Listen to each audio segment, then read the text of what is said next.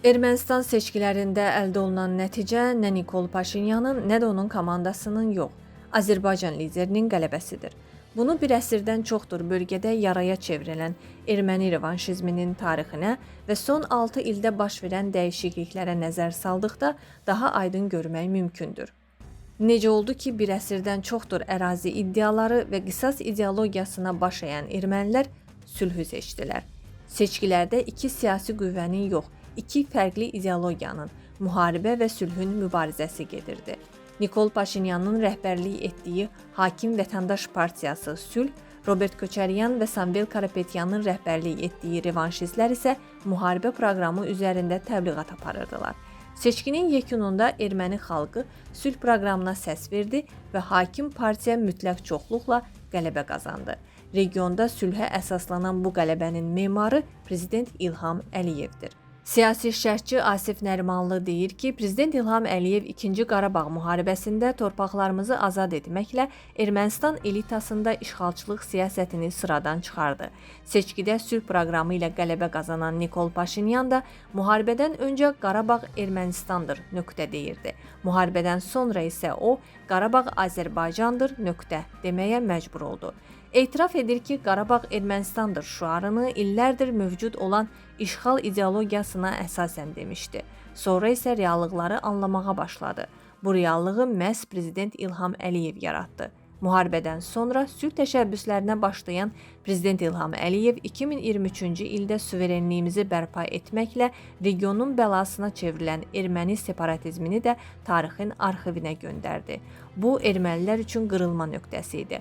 Onlar anladılar ki, ərazi iddiası, separatizm və işğalçılıqla davam edə bilməyəcəklər və qondarma ideologiya onlara yalnız müharibə gətirəcək. Bunu ilk anlayan Nikol Paşinyanın timsalında erməni siyasi elitası da reallığı qəbul etdi və revanşistlərin müharibəyə əsaslanan ideologiyası qarşısında ciddi müqavimət yarandı.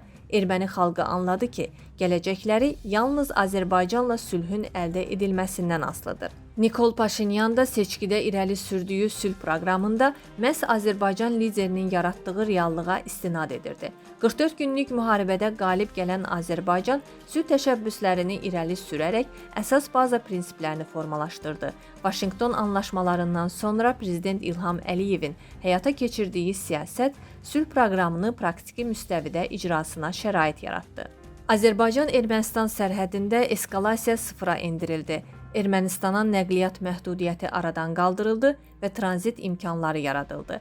İki ölkə arasında ticarət münasibətlərinin qurulmasına başlanıldı.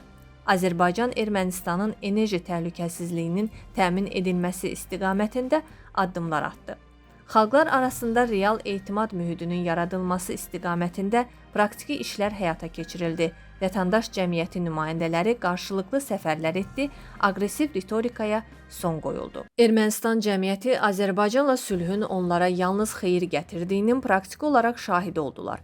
Anladılar ki, illərlə işğal və ərazi iddiaları ilə onları yemləyən elita yalan danışır və müharibədən yalnız öz mövqelərini qorumaq naminə istifadə edirlər. Bu nəticə Nikol Paşinyanın seçki proqramını sülh üzərində qurmasına və seçkidə qalib gəlməsinə zəmin yaratdı. Hadisələrin ardıcıllığını, müharibə və sonrasında Azərbaycanın irəli sürdüyü sülh təşəbbüsləri, buna nail olmaq istiqamətində atdığı praktiki addımları analiz etdikdə, Ermənistandakı seçkilərin mütləq qalibinin məhz Prezident İlham Əliyev olduğuna əminlik yaranır. Seçki bitdi. İndi Ermənistanın önündə Azərbaycanla davamlı sülhün əldə edilməsi naminə atmalı olduğu addımlar var. Birinci, Ermənistanda Qarabağla bağlı hələ də qalan qondarma təsisatlar ləğv edilməli, keçmiş qondarma rejimin davamçısı kimi çıxış edən tör-töküntülər təmizlənməlidir. İkinci, Ermənistan digər ölkələrlə Rusiya, Fransa, ABŞ və Avropada Qarabağ adına qondarma nümayəndəliklərin ləğv edilməsini təmin etməlidir. Üçüncü, qısa müddətdə referendum keçirilməli, yeni konstitusiya qəbul edərək Azərbaycana qarşı ərazi iddialarına rəsmi şəkildə son qoyulmalıdır. Bu addımlar atıldıqdan sonra Azərbaycan və Ermənistan arasında yekun sülh sazişi imzalanacaq. Bununla da Cənubi Qafqazda davamlı sülh erası başlanacaq. Dəyərli izləyicilər, ölkə və dünya gündəmi ilə bağlı xəbərlər təqdim etməyə davam edəcəyik. Öz fikirlərinizi şərh bölümündə qeyd etməyi unutmayın. Sağlıqla qalın.